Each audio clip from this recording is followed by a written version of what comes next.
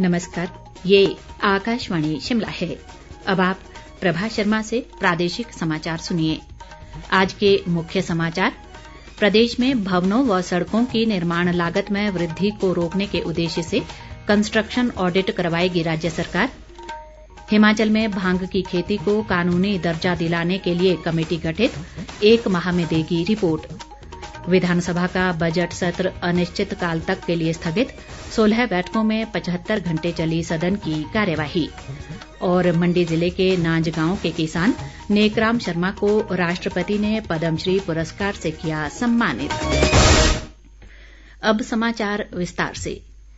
प्रदेश में जल्द ही भवनों और सड़कों के निर्माण पर आने वाले खर्च में बेवजह वृद्धि नहीं होगी और इनका निर्माण पहले से स्वीकृत बजट राशि में होगा। इसके लिए सरकार ने भवनों और सड़कों का कंस्ट्रक्शन ऑडिट करवाने का निर्णय लिया है। मुख्यमंत्री सुखविंदर सिंह सुक्खू ने आज विधानसभा में प्रश्नकाल के दौरान ये घोषणा की। मुख्यमंत्री ने कहा कि बीते 5 सालों में अक्सर देखा गया है कि निर्माणाधीन भवनों और सड़कों की निर्माण लागत में बेतहाशा वृद्धि हुई है। इसी के चलते सरकार ने सड़कों और भवनों की डीपीआर को एग्जामिन करने और इनका कंस्ट्रक्शन ऑडिट करने का निर्णय लिया। मुख्यमंत्री ने कहा कि प्रदेश इस समय आर्थिक बदहाली से गुजर रहा है। उन्होंने इसके लिए पूर्व भाजपा सरकार को जिम्मेदार ठहराया और कहा कि उसने चुनावी वर्ष में बेतहाशा संस्थान खोल दिए। इससे पूर्व भाजपा सदस्य अनिल शर्मा के मूल प्रश्न के उत्तर में लोक निर्माण मंत्री विक्रमादित्य सिंह ने कहा कि मंडी कॉलेज भवन का निर्माण कार्य इसी साल पूरा हो जाएगा। उन्होंने कहा कि कॉलेज भवन के निर्माण के लिए स्ट्रक्चर में बदलाव हुआ है और इसके चलते अब इसे पूरा करने के लिए 14 करोड़ रुपए की और जरूरत है। विधायक अजय सोलंकी के एक सवाल पर मुख्यमंत्री ने कहा कि प्रदेश में खुले बड़े केंद्रीय संस्थानों को दी गई जमीन की सरकार समीक्षा करेगी। यदि इन संस्थानों को जरूरत से अधिक जमीन दी गई होगी तो ऐसी जमीन पर स्थानीय लोगों के हक हकूक बहाल होंगे। सुक्खू ने कहा कि IIM सिरमौर को सरकार ने 1031 बीघा जमीन दी है। हिमाचल में भांग की खेती को जल्द ही कानूनी दर्जा मिल सकता है। प्रदेश विधानसभा ने मुख्यमंत्री सुखविंदर सिंह सुक्खू की सलाह पर इस मुद्दे पर विधायकों की कमेटी गठित करने की घोषणा की है। विधानसभा अध्यक्ष कुलदीप सिंह पठानिया ने विधायक पूर्ण चंद ठाकुर द्वारा प्रदेश में भांग के औषधीय गुणों को देखते हुए जनहित में दूसरे राज्यों की तर्ज पर भांग की खेती को वैध बनाने को लेकर नियम 101 के तहत लाए गए संकल्प पर हुई चर्चा के बाद कमेटी गठित करने की घोषणा की। ये कमेटी बागवानी व राजस्व मंत्री जगत सिंह नेगी की अध्यक्षता में गठित की गई है। विधानसभा अध्यक्ष ने कहा कि ये कमेटी 1 माह के भीतर अपनी रिपोर्ट देगी। इससे पूर्व संकल्प पर हुई चर्चा का जवाब देते हुए मुख्यमंत्री सुखविंदर सिंह सुक्खू ने कहा कि प्रदेश सरकार भांग की पत्तियों और बीज के उपयोग पर पूरी जानकारी लेने के बाद कानून बनाने पर विचार करेगी। मुख्यमंत्री ने कहा कि केंद्र सरकार ने राजस्थान, मध्य प्रदेश और उत्तर प्रदेश के कुछ जिलों में भांग की खेती को कानूनी दर्जा दे रखा है। इसके अलावा उत्तराखंड में भी औद्योगिक प्रयोग के लिए भांग की खेती हो रही है। उन्होंने कहा कि NDPS एक्ट में राज्य को भांग की खेती और इसे लाने ले जाने का अधिकार दिया गया है। मुख्यमंत्री सुखविंदर सिंह सुक्खू ने कहा है कि उनकी सरकार राज्य की आर्थिक स्थिति पर श्वेत पत्र लाएगी। प्रदेश की आर्थिकी को सुदृढ़, आत्मनिर्भर और कर्ज व फिजूल खर्ची को रोकने को लेकर विधायक राजेंद्र राणा, राजेश धर्माणी, सुरेश कुमार, केवल सिंह पठानिया और चंद्रशेखर द्वारा नियम 130 के तहत लाए गए संयुक्त प्रस्ताव पर हुई चर्चा के जवाब में मुख्यमंत्री ने कहा कि आज प्रदेश के हर नागरिक पर 92,833 रुपए का कर्ज है। प्रदेश की वित्तीय हालत ये है कि सरकार को विधायक क्षेत्र विकास निधि की अंतिम किस्त को भी रोकना पड़ा है। मुख्यमंत्री ने कहा कि यदि प्रदेश सरकार पूर्व भाजपा सरकार द्वारा चुनावी वर्ष में खोले गए संस्थानों को चलाने का फैसला लेती तो इन्हें पूरी तरह खोलने में अगले 4 साल लग जाते और ऐसा करने पर सरकार के पास 1 माह बाद कर्मचारियों और अधिकारियों को वेतन देने के भी पैसे नहीं होते। उन्होंने कहा कि आने वाला समय प्रदेश के लिए आर्थिक रूप से और भी विकट होने वाला है, क्योंकि वर्ष 2025-26 में केंद्र से राजस्व घाटे के अनुदान के रूप में मिलने वाली राशि घटकर 3,000 करोड़ रुपए रह जाएगी। प्रादेशिक समाचार आकाशवाणी शिमला से प्रसारित किए जा रहे हैं। प्रदेश सरकार की महत्वाकांक्षी सुखाश्रय योजना कानून बन गई है और अब राज्य के 6,000 से अधिक अनाथ बच्चों का पूरा खर्च सरकार उठाएगी। विधानसभा में आज हिमाचल प्रदेश सुखाश्रय विधेयक को मंजूरी दी गई। इसी के साथ प्रदेश में अनाथ बच्चे आज से चिल्ड्रन ऑफ द स्टेट हो गए हैं। विधानसभा में इस विधेयक पर हुई चर्चा के जवाब में मुख्यमंत्री सुखविंदर सिंह सुक्खू ने कहा कि सरकार ने सुखाश्रय योजना के माध्यम से अनाथ बच्चों में दया का भाव दूर कर उन्हें अधिकार का भाव देने का प्रयास किया है।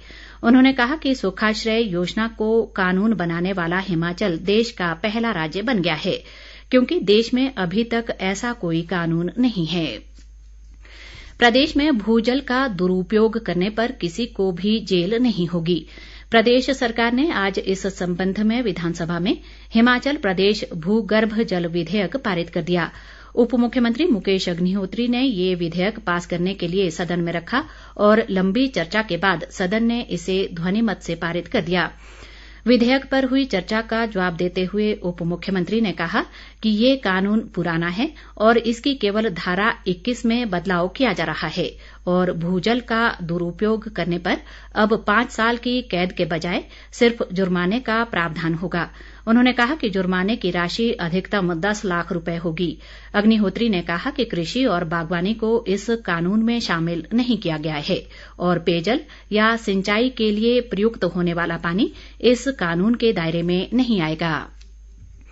प्रदेश विधानसभा का बजट सत्र आज अनिश्चितकाल तक के लिए स्थगित हो गया। सत्र के अंतिम दिन विधानसभा अध्यक्ष कुलदीप सिंह पठानिया ने अपने समापन भाषण में कहा कि बजट सत्र की कुल 16 बैठकें हुई और 75 घंटे सदन की कार्यवाही चली।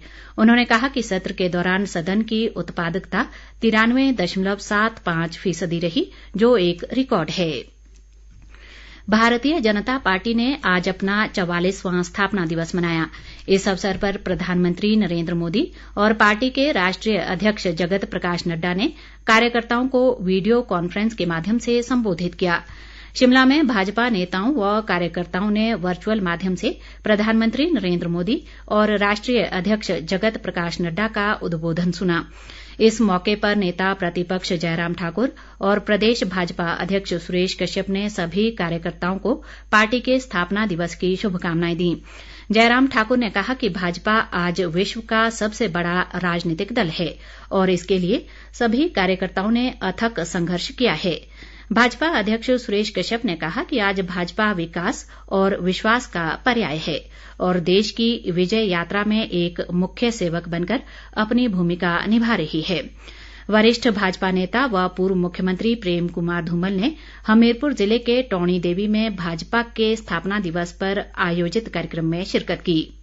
उन्होंने कहा कि आज भाजपा विश्व की सबसे बड़ी पार्टी बनी है और प्रधानमंत्री नरेंद्र मोदी देश की बागडोर संभाले हुए हैं।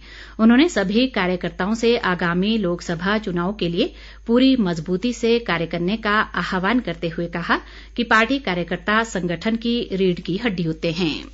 मंडी जिले के करसोग क्षेत्र के नांज गांव के किसान नेकराम शर्मा को पद्मश्री सम्मान से नवाजा गया है। कल नई दिल्ली स्थित राष्ट्रपति भवन में हुए एक समारोह में राष्ट्रपति द्रौपदी मुर्मू ने किसान नेकराम को ये पुरस्कार प्रदान किया। नेकराम शर्मा बिना रासायनिक खादों के उपयोग और जैविक खेती के माध्यम से 9 अनाजों की पारंपरिक फसल प्रणाली को पुनर्जीवित कर रहे हैं। किसान नेकराम शर्मा को पद्मश्री मिलने पर मुख्यमंत्री सुखविंदर सिंह सुक्खू और पूर्व मुख्यमंत्री जयराम ठाकुर ने ट्वीट के माध्यम से बधाई दी है।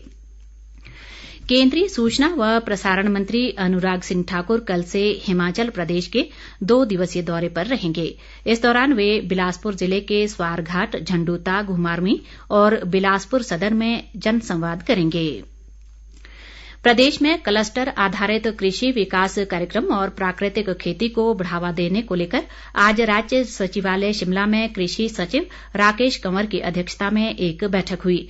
इस दौरान राकेश कंवर ने कृषि अधिकारियों के साथ बजट में क्लस्टर आधारित कृषि विकास कार्यक्रम को लेकर की गई घोषणा के तहत किए जाने वाले कार्यों के बारे में चर्चा की।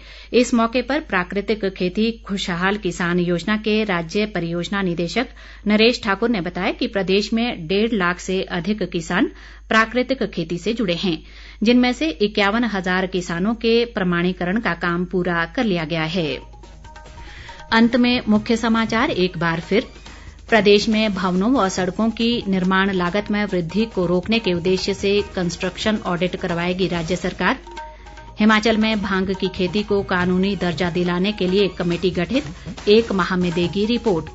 विधानसभा का बजट सत्र अनिश्चित काल तक के लिए स्थगित, 16 बैठकों में 75 घंटे चली सदन की कार्यवाही। और मंडी जिले के नांज गांव के किसान नेकराम शर्मा को राष्ट्रपति ने पद्म श्री पुरस्कार से किया सम्मानित।